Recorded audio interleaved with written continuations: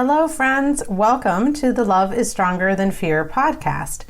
I'm your host, Amy Julia Becker, and for those of you who tuned in throughout December, let me just tell you that today's episode is completely different. Today, I am talking with my good friend, Niro Feliciano, about the Superbowl halftime show. Nothing about Advent. Niro is a Sri Lankan American woman. We have been friends for nearly 30 years. And she is a smart, wise, fun, compassionate Christian woman who has been a wonderful friend to me over the years and has taught me a lot about how to think about race and ethnicity and my own whiteness. After the halftime show last Sunday, and after we noticed really different reactions to that show from white Christian women and Christian women of color, Niro and I decided to record a conversation. Yes, we talk about Shakira and J Lo, but really, this is a conversation about how culture shapes our view of the world, how to listen with grace and compassion to one another, and how to grow in love even when we disagree. I would love to hear what you think, so please listen and then reach out. Reach out to me on Facebook or Instagram or Twitter, or come to my website, amyjuliabecker.com, and reach out through the contact form there. I would love to hear from you. Here's our conversation. Hi, I'm Amy Julia Becker, and I'm here with my friend Niro Feliciano. We're going to actually introduce each other a little bit. I want to tell you about Niro. We're going to also introduce each other and then talk to each other. Niro is one of my very best friends in the world, and we have been friends since high school. Like 30 years. 30 years. Yeah. We're feeling old. And we've been friends since high school, and Niro is an accomplished human being in so many ways. She's an awesome mom of 4 beautiful kids. She's a psychotherapist. She's a fantastic friend. She is a strong Christian woman. And I think her background is relevant here, too, that she has parents, both doctors from Sri Lanka, who came to the United States in the 70s. Yes.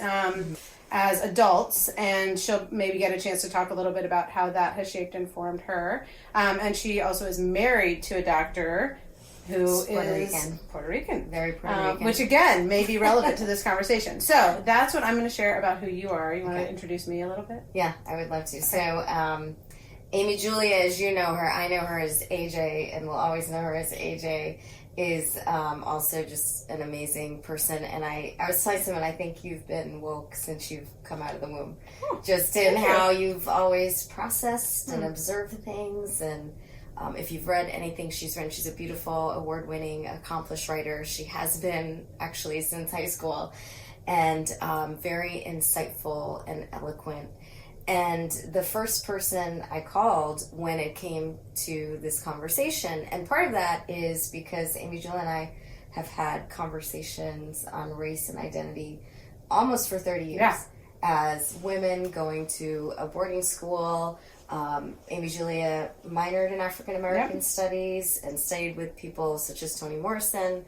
I majored in African American studies, studied with people like Beverly Tatum, if that's of any relevance to anybody out there.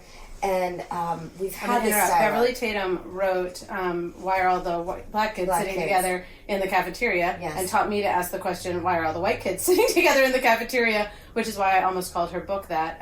But just, I think it's worth mentioning because that's a book that I think lots of people would benefit from reading. Yes, yes. So along with those conversations, we've talked about psychology and race. So I feel like we've had these conversations from just our own perspective and our own lenses, but also having been educated in the discourse of race and culture and psychology. Yeah, absolutely. So, fill in. Yeah, I want to fill in also just why we're here today and why we're here to have this conversation in a public way. We've had these conversations privately, again, for like 3 decades, and this is the first time we've ever tried to have one publicly. And we're doing that because on Sunday night, we both watched the Super Bowl with our families and watched the halftime show in particular and had somewhat different reactions to it. And Niro texted me on Sunday night and then called me on Monday morning.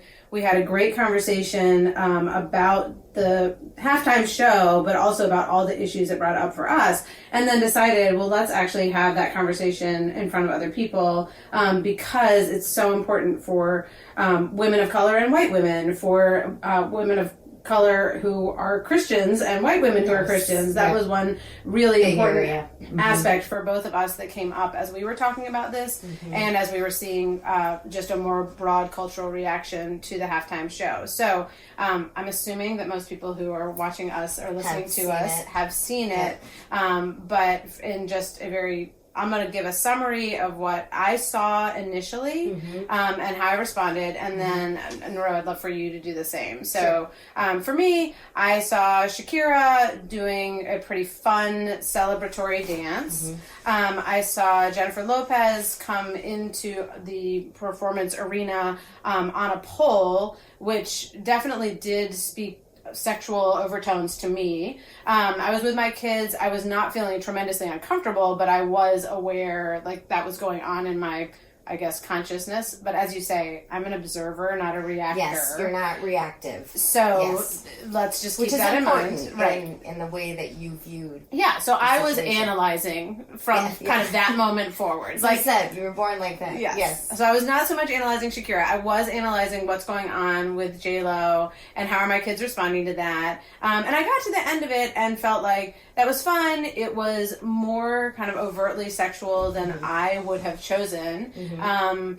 And that was pretty much how I responded. So I'd love to hear from you because I know it was a different viewing, and that was really helpful for me to hear. Right. Well, first of all, I was very excited that there were two minority females headlining this, what is watched by the whole world event. And they're two that I have grown up watching. Now, I learned about Shakira even before she came into mainstream American culture because she was singing in Spanish for years. Loved her music. I love that she was Middle Eastern because that is a culture that I have closer roots to, being Sri Lankan. Similarities. And having lived in Costa Rica and worked in Costa Rica, very popular there. So have watched her progression over the years and kind of watched her gain prominence and respect as an artist.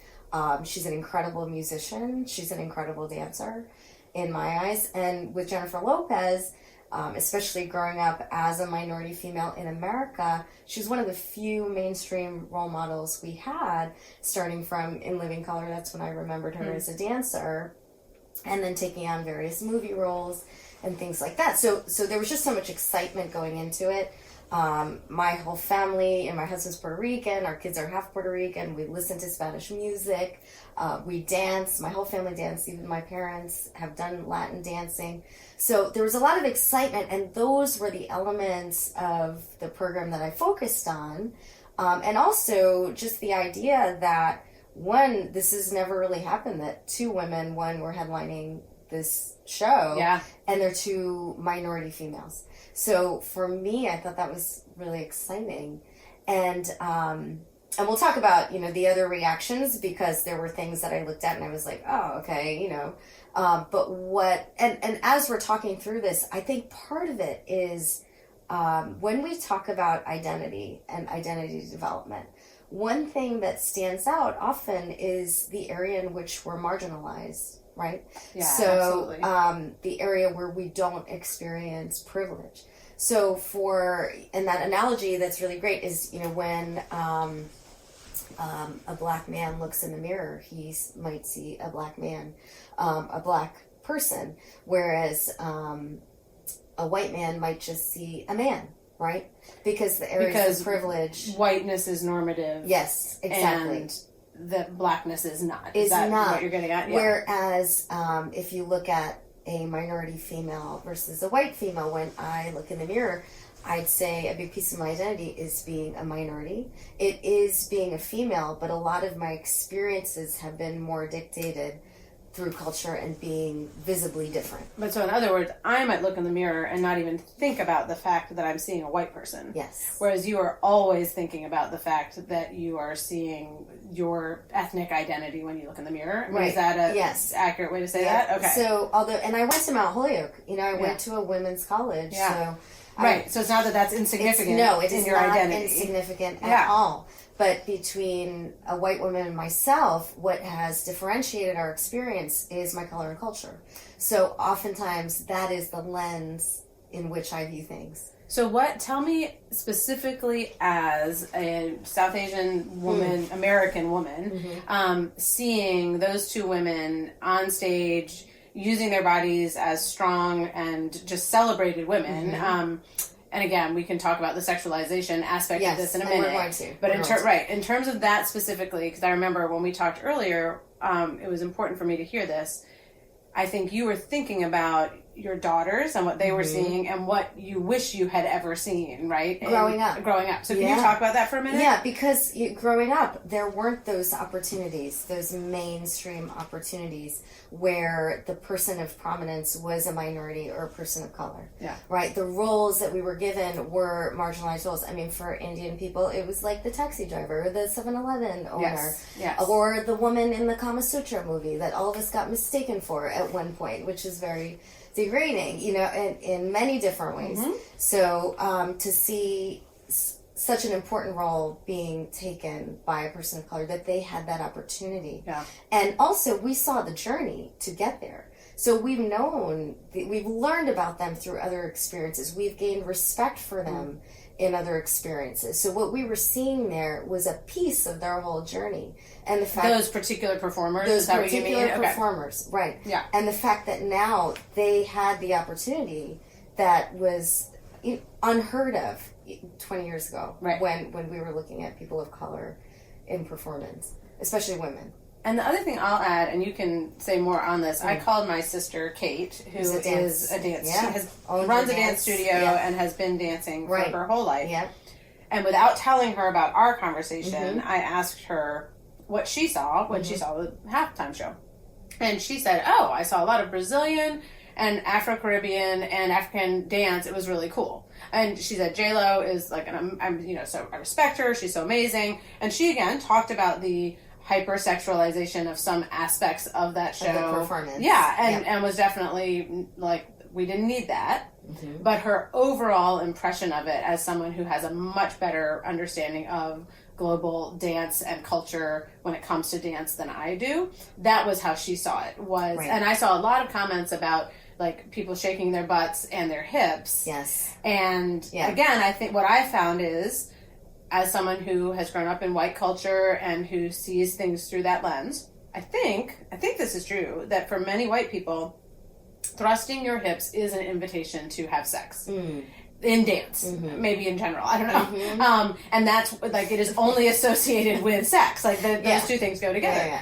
And in many other cultures, moving your hips might have to do with sex. It also might have to do with having fun. Right. And and celebration. Right, and celebration. Right. And those, and so that's... And that's not to say that there weren't aspects of the performance that were definitely intentionally sexual. Exactly. Right? We're not saying that. Totally. But I think the reaction I had, why it was so strong, was because I saw these moments. When I was watching it, I was thinking, oh my gosh, that is an unbelievable salsa. That is an unbelievable samba. Right. That is Afro-Caribbean. And you know how to see that in a way that I do not. Right. So my perspective was kind of drawn in by all of these, and not to mention the highest level of performance in those dance that I thought was just spectacular. The energy, the athleticism, whatever you want to call it. So it was attuned to a different piece of it. Right? And the fact that it was sexual did not minimize for me the significance of the parts that were cultural. Right. And that brought great pride, especially that Puerto Rican flag, to my husband, and also for our kids to see that. Right. That was important. Well, and celebrated as American and Puerto Rican at the same time, which I think is important. By some, were celebrated, right? Say that again. Say more about what there's some people who thought that was great, that was a Puerto Rican flag, and there was a lot of commentary that should have been an American flag first. That should have been shown first. Right. Sure. So... But I think, again, as a white American who does not have any... other than Ed, personal connection, and my friend Marlena, to Puerto Rico, that sense of what did that signify in your living room? Right. Celebration, right? That was really cool. Excitement, dance, and the music. We knew the songs, we knew the music. So the part why I had the reaction, and this is why I had to call you, because, as a therapist, we have to be so aware of our reactions when having these conversations. We call them countertransference. When it happens in session, I saw people post, "This is a setback for women." Right. It was a setback for women, and it's taken us backwards. And in all the ways that we've come up ahead in our strength and our intelligence, which I felt was insulting because it was automatically saying these women are not strong, they are not intelligent. And then they don't really know what they're doing. They don't really know what they're doing. They're just using their body and their sexuality. Yeah. We've been taking a step back, and I said, okay, when it's a setback for which women? Yeah. You know, and don't speak for me. Right. Because I found it a step forward in many ways, too. Now, that's not to say that I identified with all of it. Right. But I don't feel like we can make these blanket statements to discount what was positive just because our visceral reaction was negative. And again, going back to just the therapeutic background, our visceral reactions come from our own lens, from our own experiences. I don't fault anybody for having that visceral reaction. But I don't think it's fair to speak for everyone, especially when we're talking about an entire gender.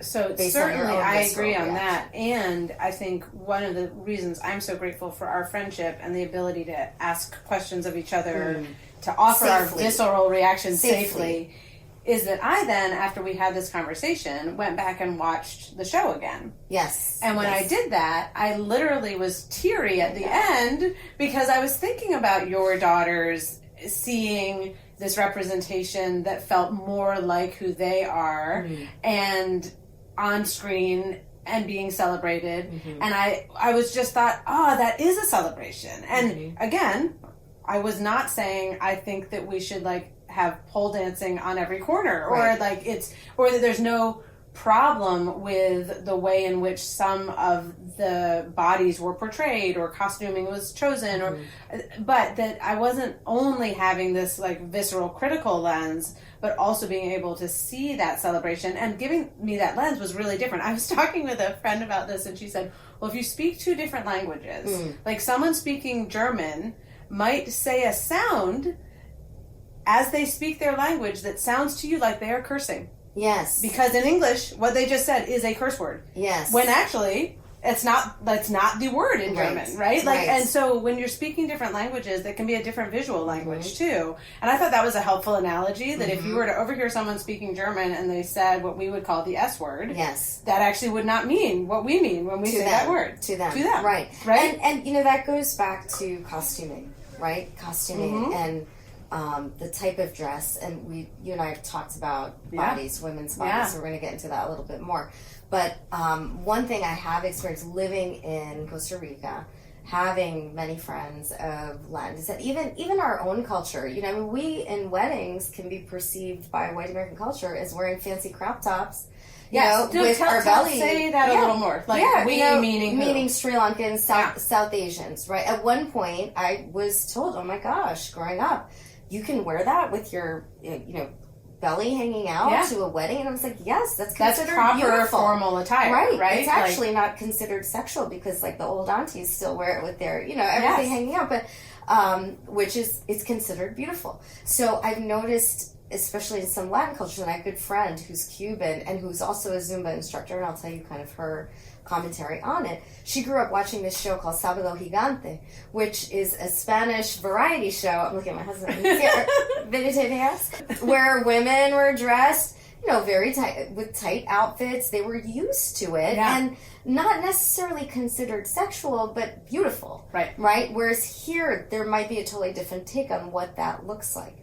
And what that's meant, how that is meant to be interpreted. This gets into the Christian aspect of this conversation. Yes. Which is not the only, I mean, there were people who are not identifying as Christians who were still critical of the sexuality and the objectification. As two women who take our faith seriously and who have been doing that together for decades, again, one of the things that I'd like to talk about is, okay, so as a woman of faith, and as a woman of faith who believes in the dignity of the human body and of the human person, of the sacred nature of sexuality and of sexual actions, and the fact that we shouldn't reduce our bodies to sexuality either, all of those things, those were a lot of the questions we got online about sexuality.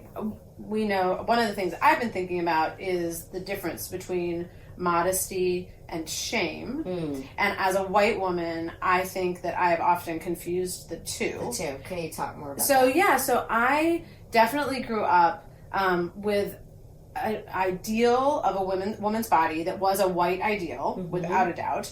And it was pretty, as you know, from being my friend in high school, pretty destructive for me. And that wasn't the only reason I had an eating disorder, but it was certainly contributed to it, was this sense of the ideal woman's body is straight and flat and skinny, right?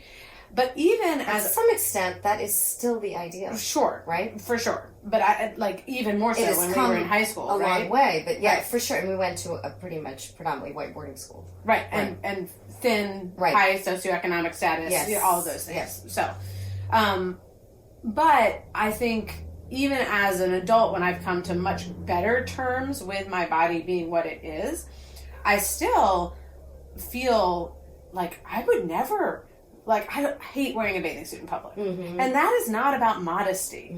That's about shame. That is that I still am but there's a little roll here that I don't want anyone else to see. And so I was taking a walk with another white Christian friend, and we encountered some other white women, but who were younger than us and who were wearing sports bras and lots of spandex. And they were all heavier than we were. Yeah. And my friend first said, she's like, okay, without a doubt, my first attitude or reaction is judgment, and I think they should put some clothes on. My second reaction is, are they really that comfortable in their bodies? Yes. That they're able to walk like that? And what is wrong with me that I can't celebrate the body I've been given? Yeah. So all of those thoughts that I've been having came up when we were talking about, wait, why can't I celebrate? Why is the only way to have a woman's body be strong and sexy, therefore be an object? Is there a way to celebrate that without it being objectifying them? Right.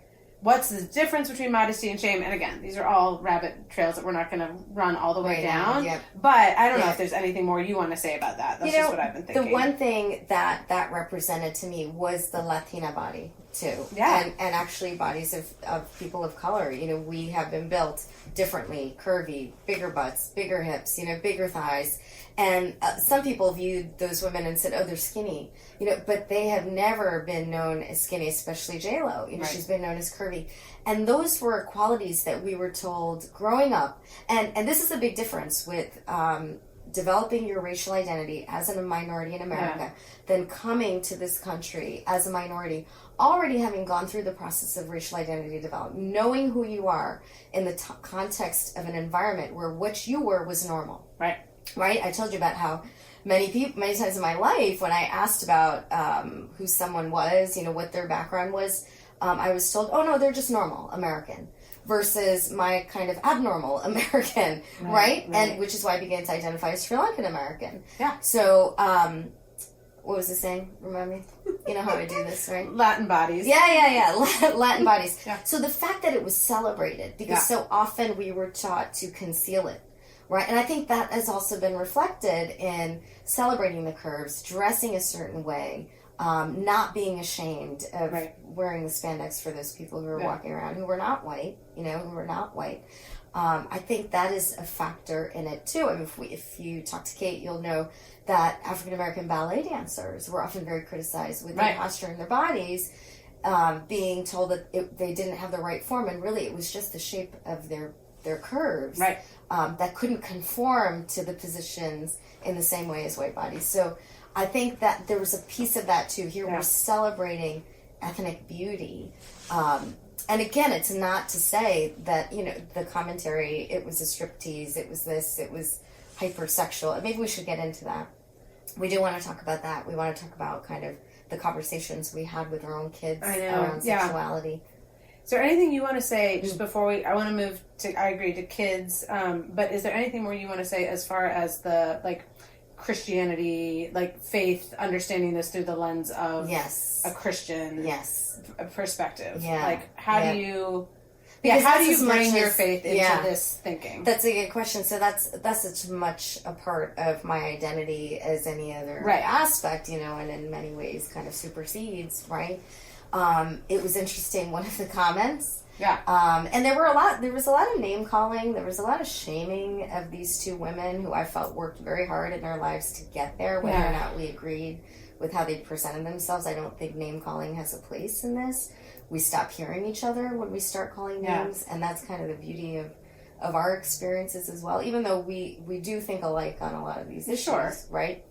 But we do have conversations with other people who don't.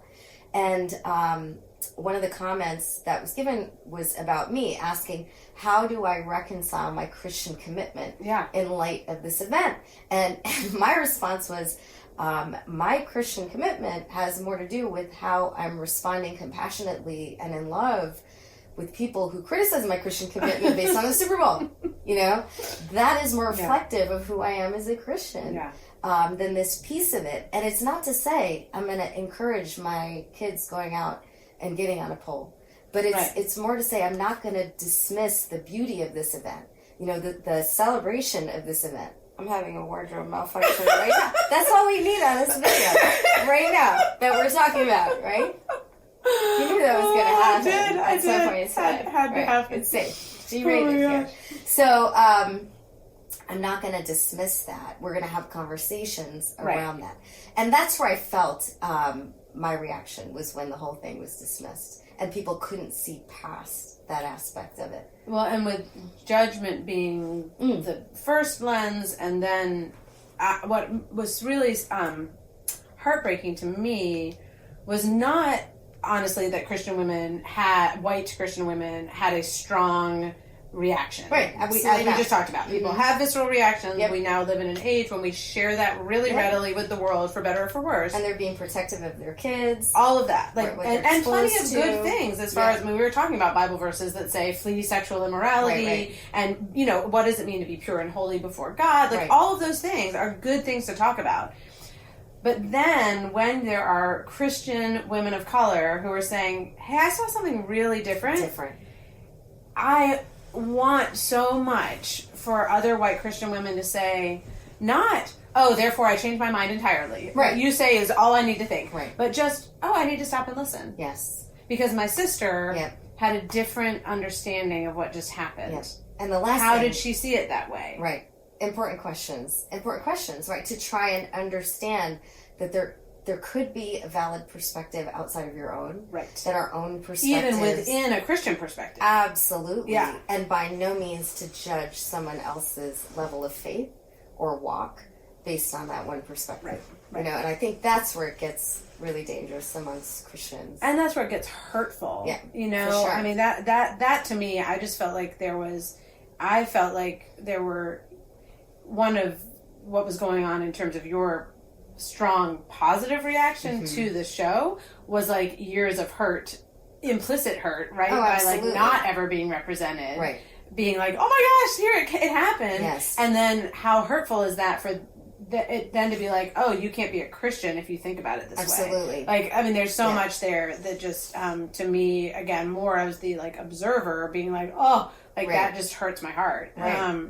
And you know, it drew lines in the sand in our community, and that's the last thing we want as people of faith too. We want to be able to hear each other and have these conversations. Right. We don't necessarily have to agree on every point, but we are called to be kind and compassionate and loving through it. But I had Christian women of color say, I don't know if I can be friends with that person anymore. Right. So that's why this warranted a bigger conversation. It wasn't about what we feel about the poll or J Lo or Shakira. It was about how, as we as women, can support each other. How can we uplift each other? How can we encourage what is good in each other rather than judge and criticize and tear each other down?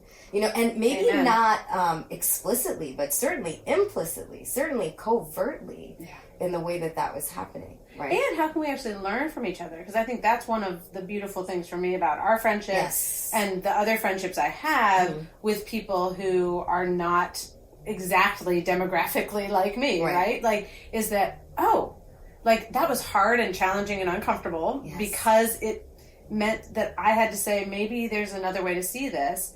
And that's so good for me. Yeah. Like that, it enriches my understanding of everything when that happens. Yeah.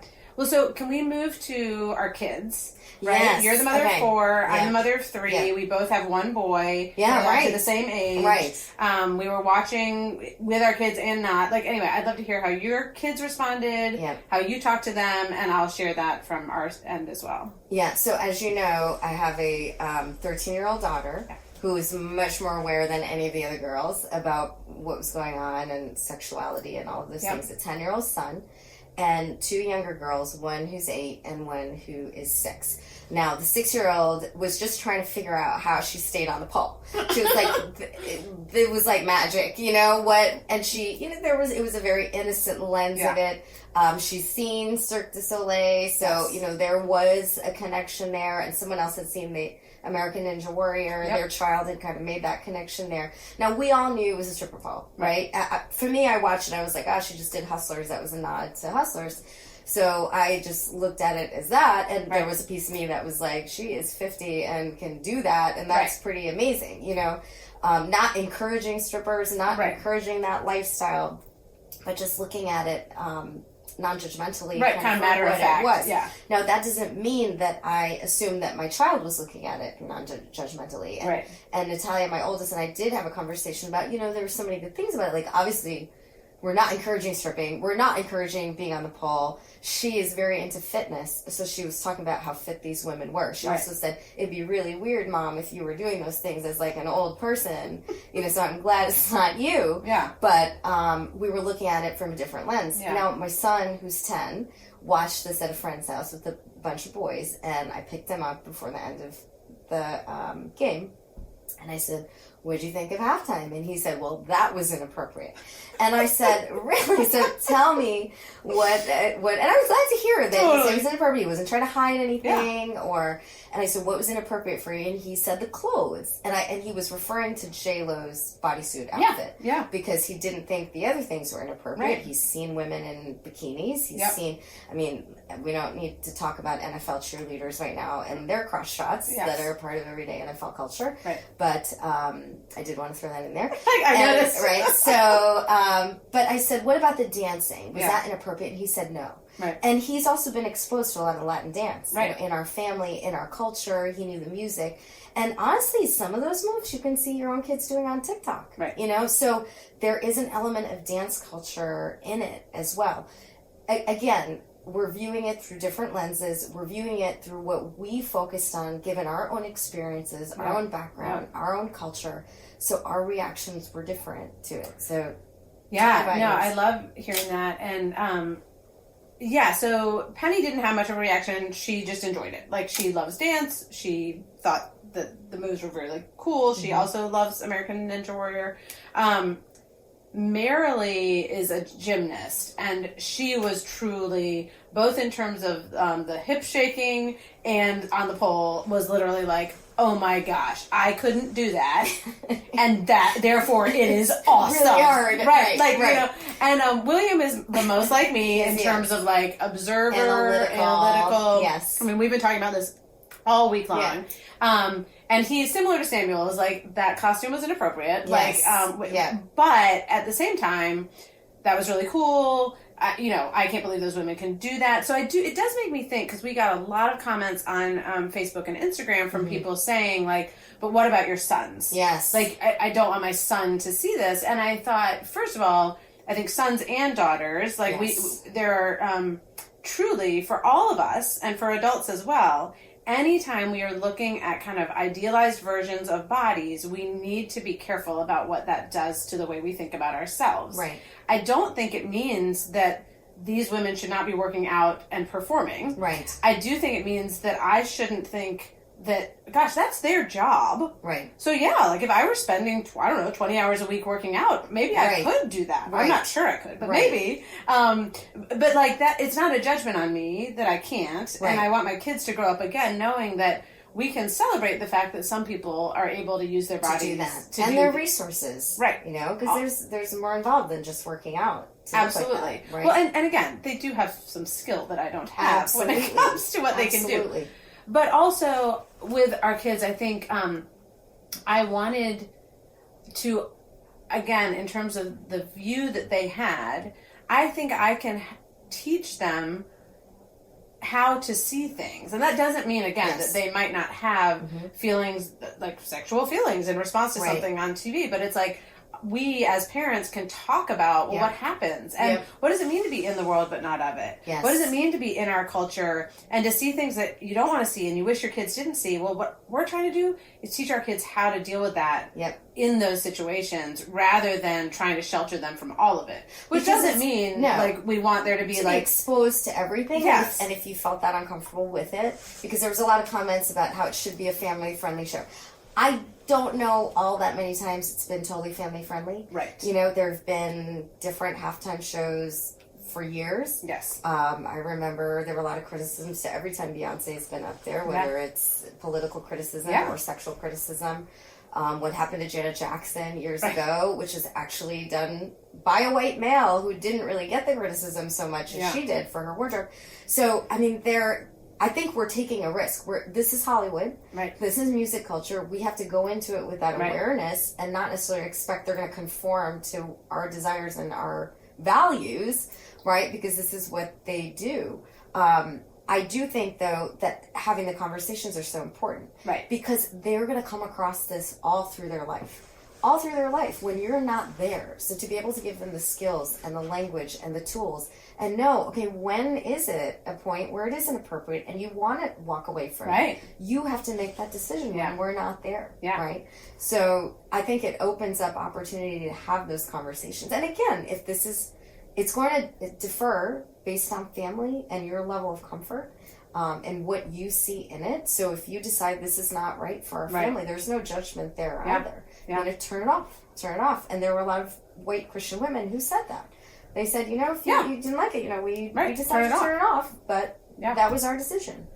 And that's where, I guess, I mean, we should start wrapping up, but I have one more question I do want to ask, which is, there were a lot of comments about this being demeaning to women, and a lot of comments about, and sexually objectifying, and a lot of comments about it being empowering for women. I know. And it's confusing. Right. So it's like, wow, we can see the same thing and come to these pretty polarized positions. This is the and both. Yes. Right? Exactly. The and both. Can you see a perspective in each place? Right. Right? So first of all, there's that. I think, will you speak for a minute? We've said a little bit of this, but in terms of empowering, because I think what I heard from you was not quite the same thing as the white women who I saw saying this is empowering. I think had a different perspective, not a not valid one or an invalid one, but a different perspective than you in saying it felt empowering to see this. Yeah. What felt empowering about it? Why did you see that?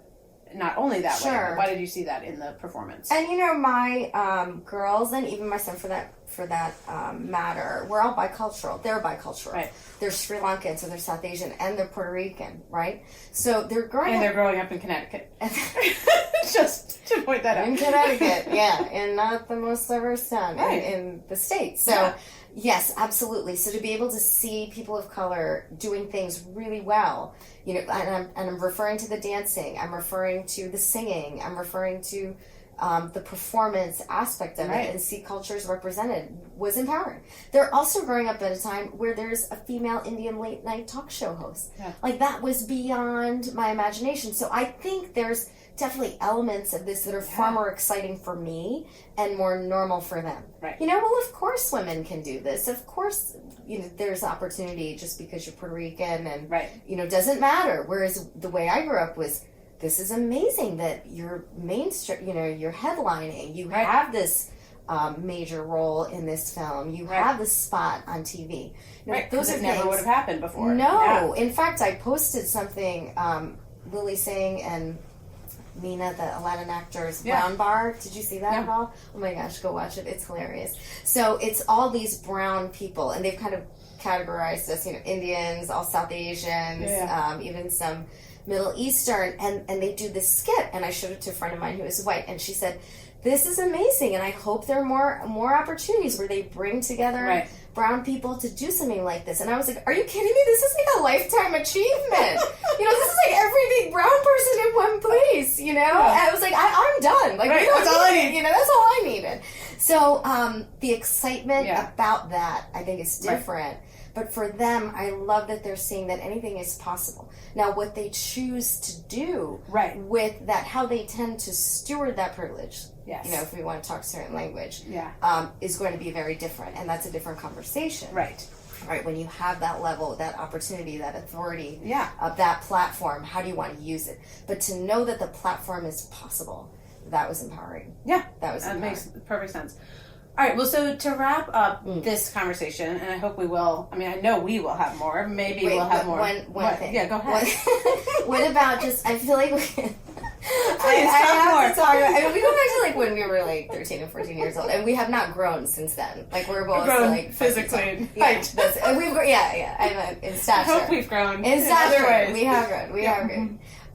You're so really smart. So, I feel like there are people who want to hear about the whole objectification of women. Totally, and I think. So, sex trafficking. Yes. So one thing that we both agree is like a devastating reality about the Super Bowl is that it is a major event for sex trafficking. Yeah. Which is to say, for women and girls, young girls who are being treated as human objects. I mean, it is devastating to even think about that. And so there is a layer, when we're talking specifically about the Super Bowl, of concern for women and for their bodies and for their lives, right? Yeah. And we don't want to in any way undermine or diminish that. And I do think there's a concern for all of us as American consumers, not just when it comes to the Super Bowl, when it comes to so many aspects of our lives, to think about what is the human cost behind what we are participating in. And I think that is equally relevant to watching the men who are running into each other on the field as it is to watching the women who are performing on stage, in this case this year, and the men who are performing as well.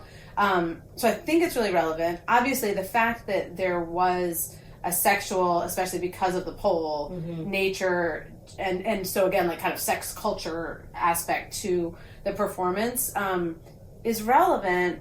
And I guess all I want to say is, like, we don't, as Christians, as humans, like, we do not want to see anyone as an object. Yeah. Male or female. And we all, and we do have to ask questions. I mean, and that's not, our culture does a lot of that. Right. And I think some of that was going on on Sunday night. And I want to talk to my kids about that. And I want to be careful myself about that. So it doesn't make me say, and therefore I won't ever watch the Super Bowl halftime show in the future. But I also think it's like a really valid concern. I don't know what you would say. Well, I think absolutely a valid concern, and especially raising daughters and a son who I don't want to objectify anybody. Right, as well. They're conversations to have. Again, because of what the significance, the cultural significance was for me, and my ability to see the complexities of that program, where someone else may not have been able to identify the different dances, know the songs, identify the music, understand the Spanish that was spoken, right? I was taken in a different way, as well as my experience. Uneducated when it comes to pop culture, friend, not so much. But No, you're doing great. You are. So, it's that piece of it, I feel like, are conversations to have. But it didn't diminish for me the beauty that I saw in it. And I feel like, in some ways, and maybe this comes from therapy, is what we choose to focus on, right? And it's not to say that those things are not important. What we choose, or what we subconsciously do focus on, if we want to look for the things that we can tear apart, we're going to find them. If we want to look at how this was celebrated and empowering and beautiful, we're going to find those things too. It's just a matter of which you are attuned to. And I don't believe anything is anyone's fault, therefore should be judged for it, right? Either way. But to understand that there is more than one perspective on this, and it does not diminish in any way the person who is coming from that perspective. Right. And I think, what you're saying in the whole event makes me just think about what I believe is true about human beings. That we are all vulnerable, that we are all broken, and that we are all beloved and gifted, right? And so I think all of that is mixed up in most of what we do. Right. And sometimes the brokenness, like the sinfulness, the fallenness, comes out so much that we really do need to say, we can't watch this. Like, Yeah. there have definitely been times where I've turned off a show and walked away, or said, it's just not healthy for me to read that magazine or whatever. So I think there can be discernment there. And that might be different from person to person. Right. As someone with an eating disorder, there are magazines that were not helpful to me when I was recovering from that, right? Like things like that. Right. But at the same time, I think to be able to hold that brokenness alongside the beauty is also really important. And I think that is what Jesus did with all of us. And actually, I mean, he held them both and he emphasized the beauty without saying, like, oh, it doesn't matter that you've got this brokenness in your life, or that you've committed these sins. Like, he wasn't saying it doesn't matter, but he was also saying, and what I see in you is God's love for you. So I think there's... That's so good. Well, thanks. That's so good. And he had the conversations. He had the conversations. He met people where they were at. And he saw them as full human beings. And did it out of love. Yeah. And did it out of love. And he heard them. And he heard them. He didn't dismiss them or discount them in any way because of their perspective. And I think that's the image of faith that I choose to step into. Yeah. That how I want to live my life, how I want to be known for. You know, so I mean, there's so many things we didn't talk about. Tolerance. What do we tolerate? What can we not tolerate in these different things? But I think all to say that it's a far more complex event, and the issues are far more complex. Well, and we didn't talk about the politics either. Oh. There was a lot of political stuff going on, but we're not going to go there now. We cannot go there now. No. So what would you say, this is like my therapy question for you. Oh boy. You're in my office. What would you say is the takeaway? From this conversation? I think actually that where we landed in terms of just that sense of the complexity of who we are as humans, but choosing to listen, to learn. And for me as a white person, I still every day have to remind myself that my view of the world is not the normative, like the only way to see it, or the right way to see it. That's the better way to say it. So like, aware of the privilege you have. Yeah, and that being white. And that I see the world in this way because of my background and these positions, social positions I've had throughout my life. It enhances my life to not only see it that way. Like, it's totally positive for me, but it's also uncomfortable and challenging, and that's why I need friends like you and many others in my life to actually call me out and to challenge that, and to do it in, like, a safe and welcoming way where I don't feel like I'm going to be shamed or chastised for the fact that I saw it this way, but actually be, like, listened to, but also gently. And part of why it's so easy for you is because you genuinely want to know. And you want to listen, and you offer that. You're seeking to understand, the other perspective. I think for me, as a minority, a person of color, I have to remember that again, and I do this all the time in the office, is a person is a product of their experiences, right? So if I'm listening to something that I automatically have this visceral reaction to, one, not to react or respond right away, not to judge that person for what they have not experienced or do not know, but to recognize that as a viewpoint. I might not agree with it. I might agree with it, and life isn't so black and white. Right. It's not black and white, even though black and white makes people feel comfortable because they can reduce it and put it into boxes, but it's not. So we have to be open to talking about the gray areas, and learning from each other and from the different experiences. And having compassion, even when it feels like that's a hard thing to do. Yeah. And that's the true test of, I think, living out your faith, is that compassion response. Right. Yeah. Well, and I think, again, if we can think about the way that God sees us through the eyes of love, then that can help equip us to do that for other people. Yeah. Well, thank you. Thank you. Thank you for having this conversation, and thank you for listening. Yeah. And there are so many other issues that we're talking about, discussing further in a podcast that we didn't get to, because obviously it's far more complex than what we just broke it down to. Yeah. But this is just a start, and we hope that you will continue to have these conversations with people you know, and even reach out to people you don't know. There are plenty of people on social media right now who are willing to have these conversations and answer questions, including both of ourselves. So I know this is going to cause other reactions that other people have, and that's okay. Yeah. But it's just a starting point. Yeah, we welcome the conversation. Yeah. All right. Thank you.